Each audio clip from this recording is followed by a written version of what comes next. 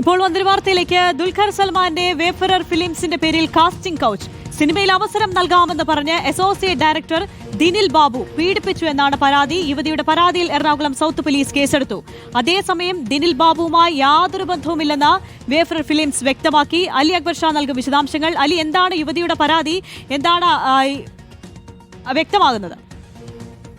ആര്യ, ദുൽഖർ സൽമാന്റെ production house ആയിട്ടുള്ള wayfarer ഫിലിംസിന്റെ പേരിൽ ഒരു കാസ്റ്റിംഗ് കൗച്ച് നടന്നതുമായി ബന്ധപ്പെട്ട വിവരം കഴിഞ്ഞ ദിവസമാണ് പുറത്തു വന്നത്. അസോസിയേറ്റ് ഡയറക്ടറായ ദിനിൽ ബാബുവിനെതിരെയായിരുന്നു ഈ പരാതി വന്നത്. ഒരു യുവതി ഈ ദിനിൽ ബാബു ഈ വേഫറർ ഫിലിംസിന്റെ ഭാഗമാണെന്നും വേഫറർ ഫിലിംസിന്റെ സിനിമയിൽ അവസരം നൽകാൻ എന്ന പേരിൽ വിളിച്ചു വരുത്തി പീഡിപ്പിച്ചു എന്നതുമായിരുന്നു അവർ പരാതിയായി ഉയർത്തിയത്. ഇപ്പോൾ ഇതാ ഈ വേഫർ ഫിലിംസ് ദിനിൽ ബാബുവിനെതിരെ നിയമ നടപടി ആരംഭിച്ചിരിക്കുകയാണ്.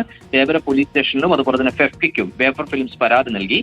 ഈ ആരോപണ വിധേയനായ ദിനിൽ ബാബുവുമായി യാതൊരു ബന്ധവും ഈ കമ്പനിക്ക് ഇല്ല എന്ന് വേഫർ ഫിലിംസ് വ്യക്തമാക്കുന്നു. അതുപോലെ വേഫറിന്റെ ഒരു ചിത്രത്തിലും ദിനിൽ ഭാഗമായിട്ടില്ല എന്നും കമ്പനി വ്യക്തമാക്കുന്നുണ്ട്.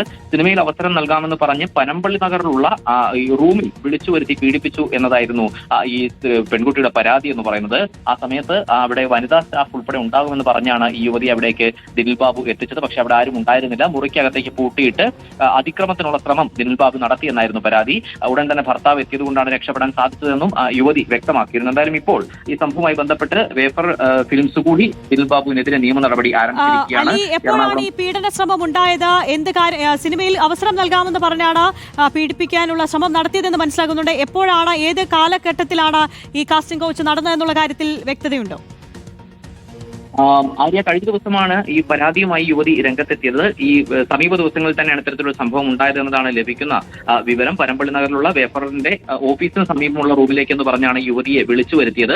വേഫർ പുതിയ സിനിമ എടുക്കാൻ പോകുന്നു, അതിൽ അവസരമുണ്ട് എന്ന് വാഗ്ദാനം ചെയ്തായിരുന്നു ഇത്തരത്തിൽ ഒരു പീഡന ശ്രമം ദിനിൽ ബാബു നടത്തിയത്.